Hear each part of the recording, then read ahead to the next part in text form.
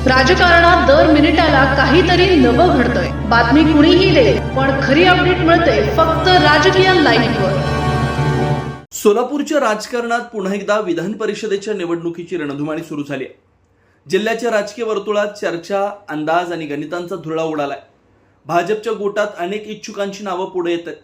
मात्र या सगळ्या चर्चात एक नाव सर्वाधिक वजनदार ठरतंय, ते म्हणजे माजी आमदार प्रशांत परिचारक। सोलापूरच्या राजकीय मातीत खोलवर रुजलेले परिचारक पुन्हा एकदा विधान भवनाच्या दिशेने वाटचाल करणार का, याकडे संपूर्ण जिल्ह्याचं लक्ष लागलं।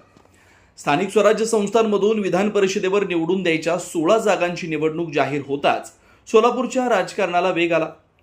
जिल्ह्यातील महापालिका, जिल्हा परिषद, पंचायत समिती आणि नगरपालिकांमध्ये महायुतीचं वाढतं संख्याबळ पाहता ही जागा भाजपच्या वाट्याला जाणार हे जवळपास निश्चित मानलं जात आहे। त्यामुळे भाजपमधील इच्छुकांनी आपापली राजकीय मोर्चे बांधणी सुरू केली। या शर्यतीत माजी आमदार प्रशांत परिचारक, माळशिरसचे आमदार राम सातपुते, राजेंद्र राऊत, राजन पाटील आणि जिल्हाध्यक्ष शशिकांत चव्हाण यांची नावं आघाडीवर आहेत। मात्र राजकारणाच्या पडद्यामागं अजून एक कुजबूज सुरू आहे। पर जिल्ह्यातील एका बड्या नेत्याचं नाव ऐनवेळी पुढे येऊ शकतं, पण त्या शक्यतेची चावी पालकमंत्री जयकुमार गोरे यांच्या हातात असल्याचं बोललं जात आहे।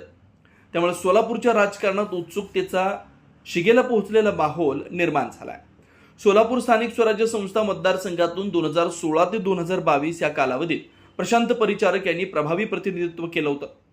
त्यानंतर स्थानिक स्वराज्य संस्थांच्या निवडणुका रखडल्यानं हा मतदारसंघ तब्बल 4 वर्ष प्रलंबित राहिला। अनेक संस्था प्रशासकांच्या ताब्यात गेल्या आणि राजकीय समीकरणं बदलत राहिली। पण या काळात परिचारक यांनी आपलं जनसंपर्क आणि संघटनात्मक ताकद कायम राखली। विशेष म्हणजे पक्षासाठी 2 वेळा विधानसभेच्या निवडणुकीत त्यांनी माघार घेतली। 2024च्या विधानसभा निवडणुकीवेळी तर त्यांची समजूत काढण्यासाठी तत्कालीन प्रदेशाध्यक्ष चंद्रशेखर बावनकुळे थेट नागपूरहून पंढरपुरात आले होते। त्या भेटीत बावनकुळेंनी प्रशांत परिचारक लवकरच विधिमंडळात दिसतील असं जाहीरपणे सांगितलं होतं। त्या शब्दांनी परिचारक समर्थकांच्या आशा अधिक उंचावल्या होत्या। राज्यपाल नियुक्त जागांपासून ते इतर अनेक संधींमध्ये त्यांचं नाव चर्चेत आलं, पण प्रत्येक वेळी संधी हुकली। त्यामुळं यावेळी त्यांच्या समर्थकांना आता तरी न्याय मिळावा अशी अपेक्षा आहे।